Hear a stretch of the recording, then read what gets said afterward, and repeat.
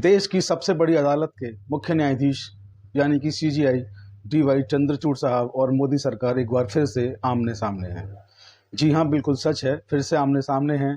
और मोदी सरकार पर सुप्रीम कोर्ट का बड़ा एक्शन हुआ है। सीजीआई ने भाजपा की यानी कि बीजेपी की पूरी हेकड़ी निकाल दी है। मसला क्या है पूरा मामला बताएंगे आपको वीडियो में आगे। वीडियो को पूरा देखें, स्किप ना करें, आगे पीछे करके ना देखें, वरना आपकी समझ में आने वाला नहीं है। हुआ यूँ है कि आप लोग देख रहे हैं पिछले कुछ समय से ये हो रहा है कि मोदी जी, या कहेंगे कि मोदी सरकार, देश के जितने भी संसाधन हैं, जितनी भी एजेंसियां हैं, जितनी भी लोकतंत्र के स्तंभ माने जाते हैं देश में, उन सबको अपने अधीन करना चाहते हैं और वो सुपर बॉस बनना चाहते हैं।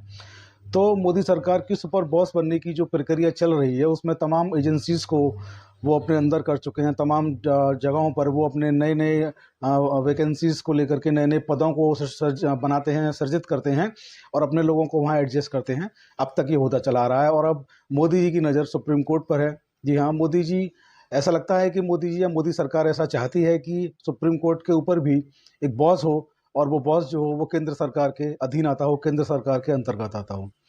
ऐसा इसलिए कहा जा रहा है क्योंकि मीडिया में चर्चा गर्म है, सुर्खियां हैं इस बात की कि मोदी सरकार और सीजीआई कई बार आमने सामने आए हैं। मसला रहा है कॉलेजियम का, मसला रहा है हाई कोर्ट्स में जजों की जो नियुक्तियां हैं उनकी जो पेंडेंसी है उनको लेकर के।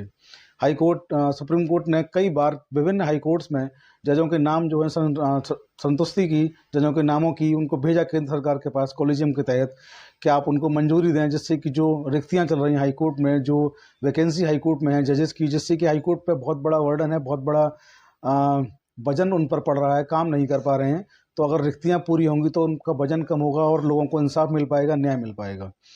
लेकिन कई बार अब तक ये देखा गया कि सीजीआई साहब जब से सीजीआई बने हैं, जितनी बार भी उन्होंने नामों को भेजा है, शायद एक आध बार हो कि उनके नामों को पूरा का पूरा संतुष्टि सरकार ने ली हो उनके नामों से और उनको अप्रूव कर दिया हो। वरना कई बार ये देखने में आया है कि सुप्रीम कोर्ट के भेजे जाने के बाद भी नामों को रोक लिया जाता है। कुछ चुनिंदा नामों को जो है चुन लिया जाता है, बाकी के नामों को रोक लिया जाता है। तो ये भी एक गंभीर विषय है कि आप कुछ नामों को रोक लेते हैं और कुछ नामों को आप अप्रूव कर देते हैं। तो आखिर केंद्र सरकार ऐसा क्यों कर रही है, क्या चाहती है केंद्र सरकार, इस बारे में कुछ नहीं कहा जा सकता। ताज़ा मसला जो है वो ये है कि अभी लाइव कोर्ट में कुछ दिन पहले एक लाइव कोर्ट बैठी, जिसकी बेंच बैठी सुप्रीम कोर्ट में, और उन्होंने जो केंद्र सरकार है, केंद्र सरकार के जो अटॉर्नी है उनको तलब कर लिया। और केंद्र सरकार के अटॉर्नी को तलब किया तो वहाँ पर आर वेंकट रमणी केंद्र सरकार की तरफ से जो है पेश हुए। केंद्र सरकार से पूछा गया सुप्रीम कोर्ट में कि कॉलेजियम के तहत जो 14 नाम जो भेजे थे, नियुक्तियों की सिफारिश की थी, लेकिन अभी तक केवल एक नाम की, गुवाहाटी में एक जज की अभी तक हाई कोर्ट में नियुक्ति हुई है, बाकी के नामों की नियुक्ति क्यों नहीं हुई है। तो यहाँ पर जो अटॉर्नी जनरल आर वेंकट रमणी थे, उन्होंने सुप्रीम कोर्ट में कहा कि थोड़ा वक्त और दें और जल्दी ही ये काम पूरा होगा, थोड़ा सा समय सर और दें। उन्होंने थोड़े समय की मांग की तो सुप्रीम कोर्ट ने इस पर भी सख्त टिप्पणी की। सुप्रीम कोर्ट ने इस पर कहा कि सरकार के पास हम नाम भेजते हैं और सरकार अपनी पसंद और नापसंद के चलते कुछ नामों को अप्रूव कर देती है, कुछ नामों को रोक लेती है। इससे जजेस की जो वरिष्ठता सूची होती है, जो उनका एक क्रम होता है सीनियरिटी का, वो डिस्टर्ब होता है। और वरिष्ठता सूची जब डिस्टर्ब होगी तो फिर इस तरीके से काम करना बहुत मुश्किल हो जाता है। और अभी पिछली बार जो नाम भेजे थे, अभी तक उसमें से 8 नाम पेंडिंग हैं। चिंता की बात है ये।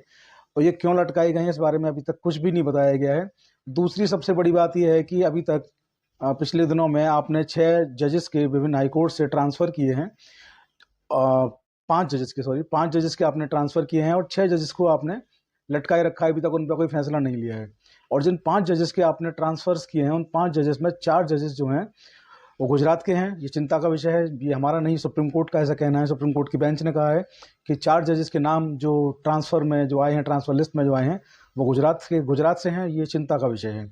तो अभी तक जो है मामला कभी किसी के पक्ष में होता दिखाई देता है, कभी किसी के पक्ष में होता दिखाई देता है। लेकिन इस बार सीजीआई की जो बेंच है वो इसकी सुनवाई कर रही है और सीजीआई बहुत सख्त हैं। और कई बार ये हो चुका है कि नाम भेजते हैं, वापस आते हैं। कई बार ये होता है कि सरकार जो है अपनी पसंद के नामों को अप्रूव कर देती है, उनको हाई कोर्ट में जज बना देती है और सुप्रीम कोर्ट से भेजे गए बाकी नामों को सरकार वापस कर देती है, अपने यहाँ पेंडिंग कर लेती है। अब तक देखा जाए तो तकरीबन एक्चुअल फिगर तो नहीं कह सकते, लेकिन 70 नाम करीब अब तक पेंडिंग चल रहे हैं। विभिन्न मीडिया रिपोर्ट्स के माध्यम से ये ज्ञात हुआ है कि 70 नाम अभी तक भी पेंडिंग चल रहे हैं हाई कोर्ट्स के, जो सुप्रीम कोर्ट ने कॉलेजियम के तहत भेजे हैं। तो चिंता का विषय है।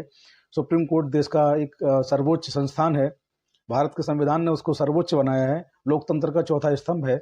लेकिन केंद्र की सरकार अगर उस पर भी एक सुपर बॉस चाहती है अपना, तो लगता नहीं कि ये मंसूबे पूरे हो पाएंगे, क्योंकि सुप्रीम कोर्ट जो है वो संवैधानिक व्यवस्था से चलता है। और आप भारत का जो संविधान है उसके जो मुख्य 4 स्तंभ हैं उसमें सुप्रीम कोर्ट का अपना अलग एक आधार है, अपना अलग एक उसका महत्व है, और वहाँ पर सुपर बॉस जैसी कोई जगह नहीं हो सकती।